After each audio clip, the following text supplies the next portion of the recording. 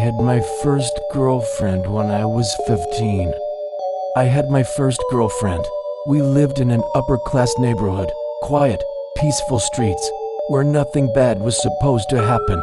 Casey, my girlfriend, lived just 2 blocks away, so most nights I'd walk over to her house.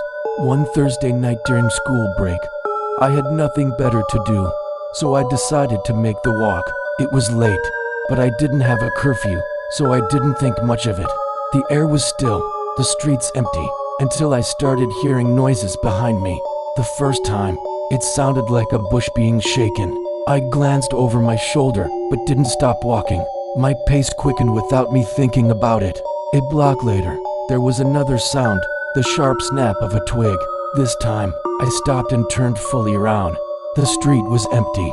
The long wall of thick bushes lining each yard swayed slightly in the night breeze, but no one was there. I kept moving, faster now. The closer I got to Casey Street, the louder my heartbeat seemed in my ears. Then I heard it again, but not a rustle this time. Footsteps, quick, light. Following, I whipped around, nothing.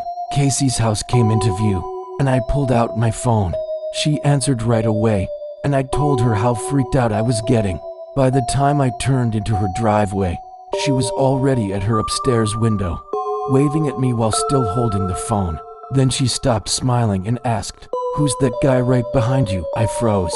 My head snapped around, and there he was, a fully grown man, crouched low, creeping toward me from just 10 feet away. I screamed and bolted for the door, pounding on it with everything I had. In a blur, the man grabbed me, trying to lock his arm around my neck, but then he suddenly let go and ran off into the dark. Casey's mom flung the door open, her face pale and horrified. She yanked me inside, slammed the door shut, and held me while I tried to catch my breath. My heart was hammering so hard it hurt. After asking what happened, she immediately called the police to warn them about the man. That night, she insisted I stay over.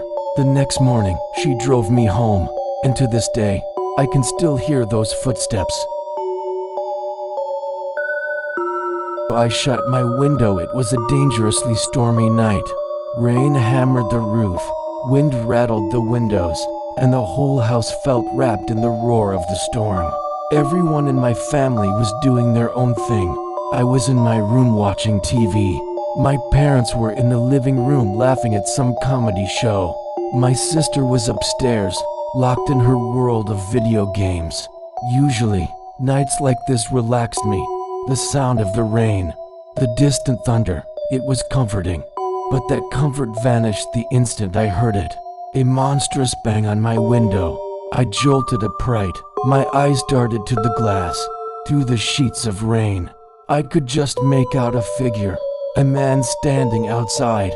The downpour blurred his face, but I could see enough to know he was pounding on the glass. His mouth was moving, shouting something I couldn't make out over the storm. I hesitated, then slid the window open just a crack. His voice caught through the rain. "Let me in. I'm hurt." The storm was so loud I had to yell back, telling him to come to the front door. I slammed the window shut and hurried to the living room. "Dad, there's a man outside. He says he needs help." Even as I spoke, we heard it, the banging and shouts for help at our front door. My dad started toward it, hand on the lock, but I grabbed his arm. "Wait, I'm not sure it's a good idea." Just then, the phone rang. The TV screen lit up with the caller ID, our next-door neighbor. My dad picked up. I only heard him say, no way," and I knew something was wrong. He hung up fast and said sharply, "Stay away from the door." No explanation. He moved to the window, parted the curtain, and froze. "He's crouched down," Dad whispered, "and he's holding something, a big, sharp tool." My dad's voice hardened. He yelled through the door, telling the man to leave before the cops arrived. Then he grabbed the phone and actually called them. For a few tense minutes, the man kept pounding and shouting. Then silence. He was gone. Later, Dad told us what the neighbor had said. He'd seen a homeless-looking man rummaging through his shed. and the guy had come out with a large chopping axe. The police eventually found him wandering the streets. A few days later, his face was in the local newspaper. I heard my mom one night. When I was a really young kid, I was in the living room watching my favorite cartoon. I had the TV pretty loud, but I thought I could hear my mom calling my name from downstairs. I called back, but she didn't answer, so I guess she couldn't hear me. I heard her call me again, so I went down to the basement. The lights were off, so halfway down I called for my mom. She didn't answer. I didn't know where she could be calling me from, but one thing was for certain. Though she wasn't in the basement, started going back up the stairs, but before I even got to the top stair, I heard my mom's voice again from down in the basement calling my name. I looked down into the pitch blackness. I ran back up to the top step, turned down the lights, and walked halfway back down. Peeking into the basement, I didn't see my mom anywhere down there. Suddenly I got a huge rush of horror. I ran up the stairs, basically crying for my mom. She came rushing down the stairs from upstairs, and I cried to her that something was calling me from downstairs that sounded just like her. She swore to me that she hadn't been calling me. She went down to the basement to check and make me feel better, but I didn't feel better. I'm sure she didn't believe me. Why would she? I was a little kid, but I still know that I heard what I heard. My grandpa told me this story not long ago. It happened years back, but the way he told it, I could still see the fear in his eyes. He used to have a small Boston Terrier named Sherry, named after an old friend who had passed away. Grandpa lives 2 hours from us, on a quiet farm where nothing much ever happens. He shares it with his wife, Mary Ann, whom he married about 15 years ago. Every morning, Marian would take Sherry for a walk. Every evening, Grandpa would do the same. It was their routine. One evening, during sunset, Grandpa set out with Sherry along the dirt path that ran beside the woods near their property. The air was cool, the sky painted gold. They weren't too far down the trail when a figure appeared coming the other way. Hood pulled up, face hidden in shadow. Sherry barked and tugged toward the stranger, the way dogs do when they see someone new. Grandpa gave a friendly hello, but the stranger walked past without a word, not even a glance. They kept going, but Sherry wouldn't settle. Every few steps, she looked back, barking again. Grandpa hushed her, tugging her along, but finally turned to see what had her so riled. The stranger was still there. Only now he wasn't walking. He was partly hidden behind a tree, watching. Grandpa's pace quickened. At his age, he couldn't run far, but he always carried pepper spray in the deep pocket of his coat, just in case. He kept moving, the house coming into view, when he heard it, the faint crunch of leaves right behind him. Before he could turn, a gloved hand clamped over his mouth and nose, cutting off his breath. Sherry went wild, barking, biting at the stranger's legs. Grandpa struggled, his fingers fumbling for the pepper spray. When he got it, he didn't hesitate, spraying again and again, at least 10 bursts, until the man released him with a scream. Grandpa didn't look back. He pushed himself into a near run toward the house, Sherry barking at his heels. By the time he got inside, he was shaken, but alive. For the first 14 years of my life, our neighborhood wasn't exactly the safest. The Crips, one of the biggest street gangs in Los Angeles, had a presence there, and everybody knew it. My best friend, Stevie D, lived 2 doors down. We had other friends, sure, but most days it was just the 2 of us, riding bikes, playing video games, doing normal kid stuff. One night when we were 12, we decided to bike around the neighborhood after dark.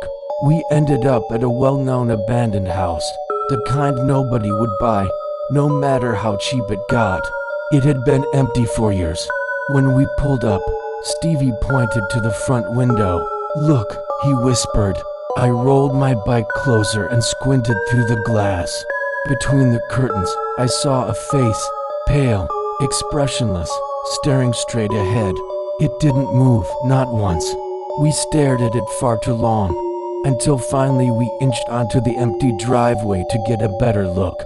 Up close, it seemed off like a Halloween decoration, stiff and fake. That S when it hit us. Someone must be broken into the house and put it there. Being the stupid, curious kids we were, we decided to sneak in and check it out. We stashed our bikes behind a bush on the side of the house and crept into the backyard. To our surprise, the back door was unlocked, though thinking about it now, that shouldn't have been surprising at all. Inside, it was dim, but not pitch black, just enough light to see by. We didn't dare turn on a switch. The living room came first, and that's where the fake head sat on the windowsill. But the smell hit us before we even touched it. Sharp, rotten, almost sweet. I reached out and picked it up, and instantly dropped it. Not because it was heavy, but because the skin felt real. The head hit the floor with a wet sound, and dark liquid oozed from the bottom. Blood. It wasn't a decoration. It was a real human head. Above us, two faint creaks came from the ceiling, slow, deliberate, like footsteps. Stevie and I locked eyes, both realizing the same thing. Someone else was in the house. We bolted for the back door, jumped on our bikes, and didn't stop pedaling until we were blocks away. Later, we found out the head belonged to a Crips victim, placed there as some kind of message. Nobody ever got the full story, but knowing the creaks we heard, there's a good chance the person who put it there was still upstairs, watching. It happened last year, around 9 p.m. Someone knocked on our door. We live in a rural area out here. Visits that late are extremely rare, and never good news. I got my mom, and she went to see who it was. On the porch stood a man, smiling politely, saying he was starting a new business.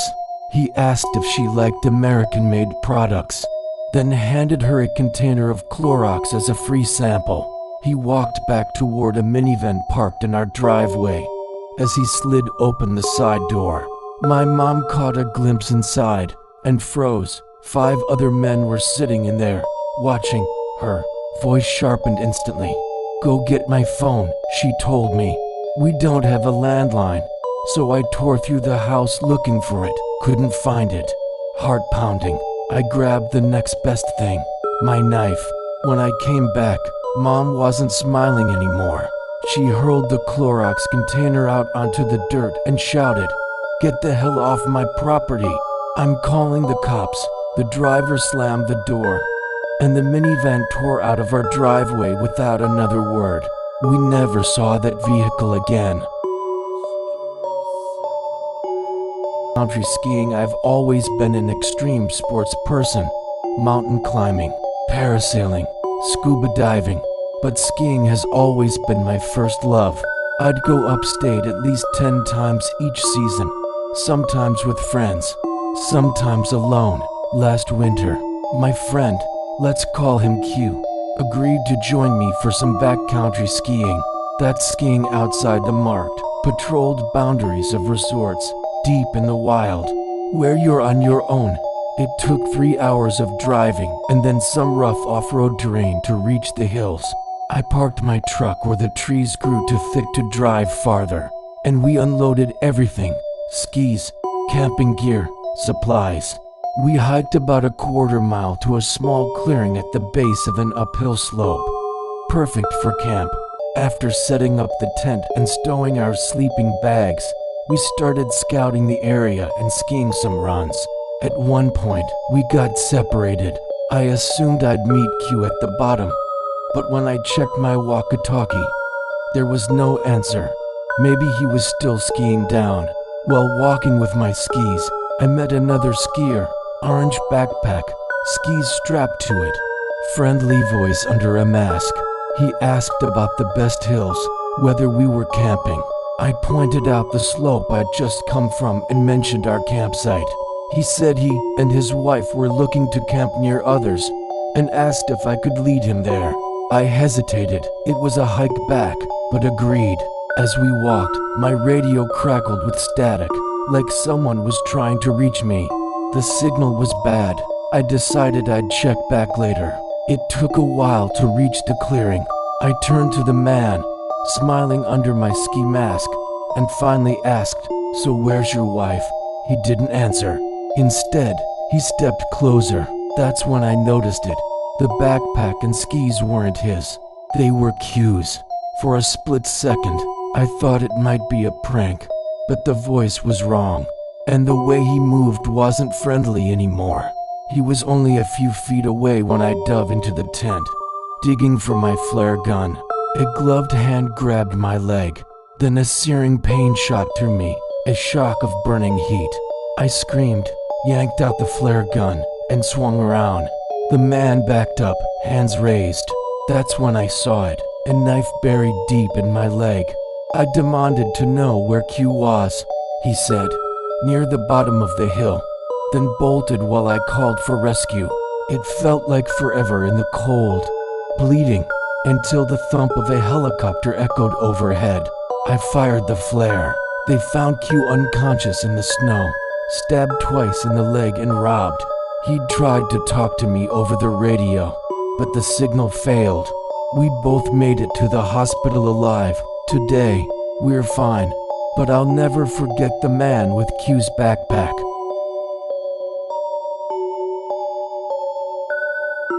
Back when I lived in a small college town. My apartment was walking distance from the downtown bars. One weekday night, I was up late studying. I stepped outside for a smoke, taking my textbook with me to the front porch. I sprawled out on the stairs, lit up, and started reading. A girl I'd never met, who lived one apartment over, came walking home alone from downtown. She was clearly tipsy.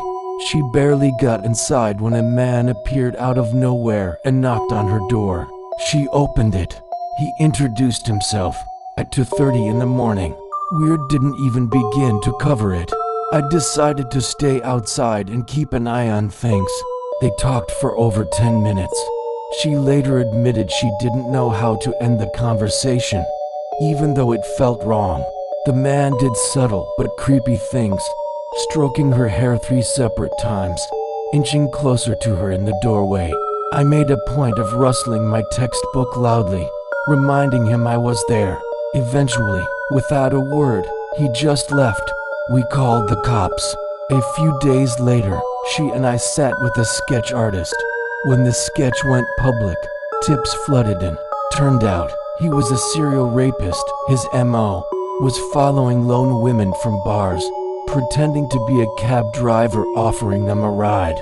She'd gotten lucky that night. Lucky she lived so close to the bars, and lucky I was sitting outside.